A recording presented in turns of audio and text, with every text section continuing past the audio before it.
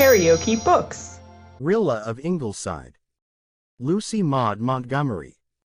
Audiobook. Chapter 13. A Slice of Humble Pie.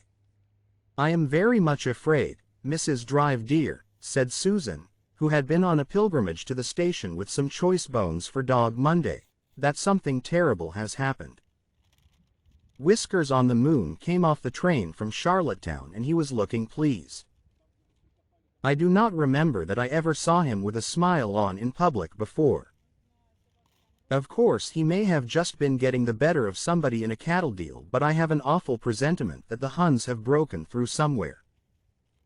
Perhaps Susan was unjust in connecting Mr. Pryor's smile with the sinking of the Lusitania, news of which circulated an hour later when the mail was distributed.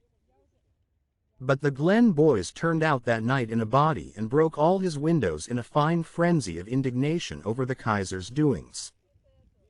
"I do not say they did right and I do not say they did wrong," said Susan, when she heard of it. "But I will say that I wouldn't have minded throwing a few stones myself. One thing is certain," Whiskers on the Moon said in the post office the day the news came, in the presence of witnesses, that folks who could not stay home after they had been warned deserved no better fate. "Norman Douglas is fairly foaming at the mouth over it all. If the devil doesn't get those men who sunk the Lusitania, then there is no use in there being a devil," he was shouting in Carter's store last night. "Norman Douglas always has believed that anybody who opposed him was on the side of the devil, but a man like that is bound to be right once in a while. Bruce Meredith is worrying over the babies who were drowned. And it seems he prayed for something very special last Friday night and didn't get it, and was feeling quite disgruntled over it. But when he heard about the Lusitania he told his mother that he understood now why God didn't answer his prayer. He was too busy attending to the souls of all the people who went down on the Lusitania. That child's brain is 100 years older than his body, Mrs. Drive dear. As for the Lusitania, it is an awful occurrence, whatever way you look at it. But Woodrow Wilson is going to write a note about it, so why worry?" A pretty president, and Susan banged her pots about wrathfully. President Wilson was rapidly becoming anathema in Susan's kitchen. Mary Vance dropped in one evening to tell the Ingleside folks that she had withdrawn all opposition to Miller Douglas's enlisting. "This Lusitania business was too much for me," said Mary brusquely. "When the Kaiser takes to drowning innocent babies, it's high time somebody told him where he gets off at. This thing must be fought to a finish. It's been soaking into my mind slow, but I'm on now. So I up and told Miller he could go as far as I was concerned. Old Kitty Alec won't be converted though. If every ship in the world was submarine and every baby drowned, Kitty wouldn't turn a hair. But I flatter myself that it was me kept Miller back all along and not the fair Kitty. I may have deceived myself, but we shall see." They did see. The next Sunday Miller Douglas walked into the Glen Church beside Mary Vance in khaki. And Mary was so proud of him that her white eyes fairly blazed.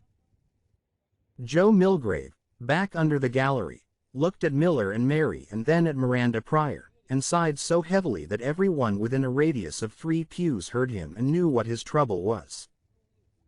Walter Blythe did not sigh. But Rilla, scanning his face anxiously, saw a look that cut into her heart.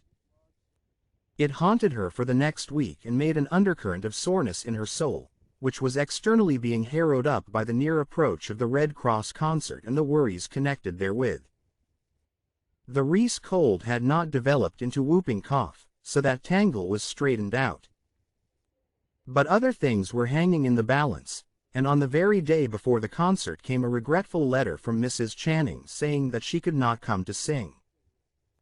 Her son, who was in Kingsport with his regiment, was seriously ill with pneumonia, and she must go to him at once.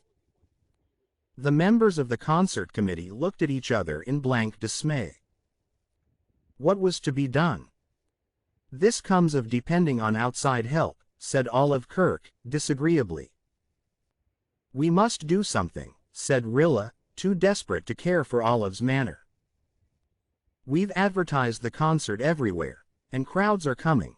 There's even a big party coming out from town, and we were short enough of music as it was. We must get someone to sing in Mrs. Channing's place. I don't know who you can get at this late date, said Olive. Irene Howard could do it, but it is not likely she will after the way she was insulted by our society. How did our society insult her? Asked Rilla, in what she called her cold pale tone. Its coldness and pallor did not daunt Olive. You insulted her, she answered sharply. Irene told me all about it. She was literally heartbroken. You told her never to speak to you again, and Irene told me she simply could not imagine what she had said or done to deserve such treatment. That was why she never came to our meetings again but joined in with the Lowbridge Red Cross.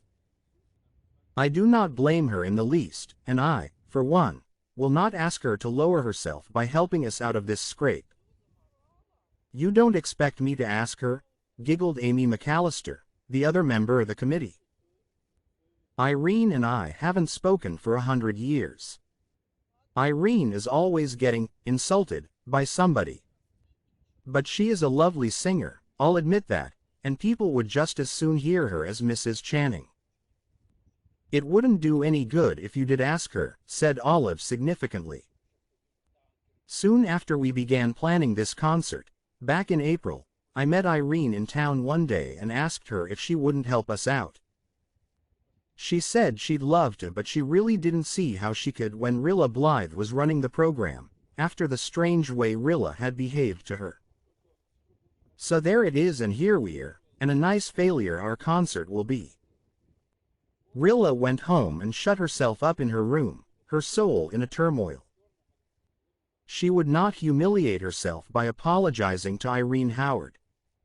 Irene had been as much in the wrong as she had been, and she had told such mean, distorted versions of their quarrel everywhere, posing as a puzzled, injured martyr. Rilla could never bring herself to tell her side of it. The fact that a slur at Walter was mixed up in it tied her tongue. So most people believed that Irene had been badly used, except a few girls who had never liked her and sided with Rilla. And yet, the concert over which she had worked so hard was going to be a failure. Mrs. Channing's 4 solos were the feature of the whole program. Miss Oliver, what do you think about it? She asked in desperation. I think Irene is the one who should apologize, said Miss Oliver. But unfortunately my opinion will not fill the blanks in your program. If I went and apologized meekly to Irene she would sing, I am sure, sighed Rilla. She really loves to sing in public. But I know she'll be nasty about it. I feel I'd rather do anything than go. I suppose I should go. If Jem and Jerry can face the Huns, surely I can face Irene Howard, and swallow my pride to ask a favor of her for the good of the Belgians. Just at present I feel that I cannot do it, but for all that I have a presentiment that after supper you'll see me meekly trotting through Rainbow Valley on my way to the Upper Glen Road. Rilla's presentiment proved correct. After supper she dressed herself carefully in her blue, beaded crepe. For vanity is harder to quell than pride, and Irene always saw any flaw or shortcoming in another girl's appearance. Besides, as Rilla had told her mother one day when she was 9 years old, it is easier to behave nicely when you have your good clothes on. Rilla did her hair very becomingly and donned a long raincoat for fear of a shower. But all the while her thoughts were concerned with the coming distasteful interview, and she kept rehearsing mentally her part in it. She wished it were over. She wished she had never tried to get up a Belgian relief concert. She wished she had not quarreled with Irene. After all, disdainful silence would have been much more effective in meeting the slur upon Walter. It was foolish and childish to fly out as she had done. Well, she would be wiser in the future. But meanwhile a large and very unpalatable slice of humble pie had to be eaten, and Rilla Blythe was no fonder of that wholesome article of diet than the rest of us. By sunset she was at the door of the Howard house, a pretentious abode, with white scrollwork round the eaves and an eruption of bay windows on all its sides. Mrs. Howard, a plump, voluble dame, met Rilla gushingly and left her in the parlor while she went to call Irene. Rilla threw off her raincoat and looked at herself critically in the mirror over the mantel. Hair, hat, and dress were satisfactory, nothing there for Miss Irene to make fun of. Rilla remembered how clever and amusing she used to think Irene's biting little comments about other girls. Well, it had come home to her now. Presently, Irene skimmed down, elegantly gowned, with her pale, straw-colored hair done in the latest and most extreme fashion, and an over-luscious atmosphere of perfume enveloping her. "Why, how do you do, Miss Blythe?" she said sweetly. "This is a very unexpected pleasure." Rilla had risen to take Irene's chilly fingertips, and now, as she sat down again, she saw something that temporarily stunned her. Irene saw it too, as she sat down, and a little amused, impertinent smile appeared on her lips and hovered there during the rest of the interview. On one of Rilla's feet was a smart little steel-buckled shoe and a filmy blue silk stocking. The other was clad in a stout and rather shabby boot and black lisle. Poor Rilla! She had changed, or begun to change her boots and stockings after she had put on her dress. This was the result of doing one thing with your hands and another with your brain. Oh, what a ridiculous position to be in, and before Irene Howard of all people, Irene, who was staring at Rilla's feet as if she had never seen feet before. And once she had thought Irene's manner perfection. Everything that Rilla had prepared to say vanished from her memory. Vainly trying to tuck her unlucky foot under her chair, she blurted out a blunt statement. "I have come to ask a favor of you, Irene." There, lisping. Oh, she had been prepared for humiliation, but not to this extent. Really, there were limits. "Yes," said Irene in a cool, questioning tone, lifting her shallowly set, insolent eyes to Rilla's crimson face for a moment and then dropping them again as if she could not tear them from their fascinated gaze at the shabby boot and the gallant shoe. Rilla gathered herself together. She would not lisp, she would be calm and composed. "Mrs. Channing cannot come because her son is ill in Kingsport, and I have come on behalf of the committee to ask you if you will be so kind as to sing for us in her place." Rilla enunciated every word so precisely and carefully that she seemed to be reciting a lesson. "It's something of a fiddler's invitation, isn't it?" said Irene, with one of her disagreeable smiles. "Olive Kirk asked you to help when we first thought of the concert and you refused," said Rilla. "Why, I could hardly help, then, could I?" asked Irene plaintively. "After you ordered me never to speak to you again? It would have been very awkward for us both, don't you think? Now for the humble pie." "I want to apologize to you for saying that, Irene," said Rilla steadily. "I should not have said it, and I have been very sorry ever since." "Will you forgive me? And sing at your concert?" said Irene sweetly and insultingly. "If you mean," said Rilla miserably, "that I would not be apologizing to you if it were not for the concert, perhaps that is true. But it is also true that I have felt ever since it happened that I should not have said what I did and that I have been sorry for it all winter. That is all I can say. If you feel you can't forgive me, I suppose there is nothing more to be said." "Oh, Rilla dear, don't snap me up like that," pleaded Irene. "Of course I'll forgive you, though I did feel awfully about it, how awfully I hope you'll never know. I cried for weeks over it.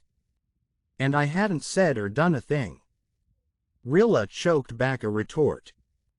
After all, there was no use in arguing with Irene, and the Belgians were starving. "Don't you think you can help us with the concert?" she forced herself to say. Oh, if only Irene would stop looking at that boot. Rilla could just hear her giving Olive Kirk an account of it. I don't see how I really can at the last moment like this, protested Irene. There isn't time to learn anything new. Oh, you have lots of lovely songs that nobody in the Glen ever heard before, said Rilla, who knew Irene had been going to town all winter for lessons and that this was only a pretext. They will all be new down there. But I have no accompanist, protested Irene. Una Meredith can accompany you, said Rilla. Oh, I couldn't ask her, sighed Irene. We haven't spoken since last fall. She was so hateful to me the time of our Sunday school concert that I simply had to give her up. Dear, was Irene at feud with everybody? As for Una Meredith being hateful to anybody, the idea was so farcical that Rilla had much ado to keep from laughing in Irene's very face. Miss Oliver is a beautiful pianist and can play any accompaniment at sight, said Rilla desperately. She will play for you and you could run over your songs easily tomorrow evening at Ingleside before the concert. But I haven't anything to wear. My new evening dress isn't home from Charlottetown yet, and I simply cannot wear my old one at such a big affair. It is too shabby and old-fashioned. Our concert, said Rilla slowly, is in aid of Belgian children who are starving to death. Don't you think you could wear a shabby dress once for their sake, Irene? Oh, don't you think those accounts we get of the conditions of the Belgians are very much exaggerated? Said Irene. I'm sure they can't be actually starving, you know, in the 20th century. The newspapers always color things so highly. Rilla concluded that she had humiliated herself enough. There was such a thing as self-respect. No more coaxing, concert or no concert.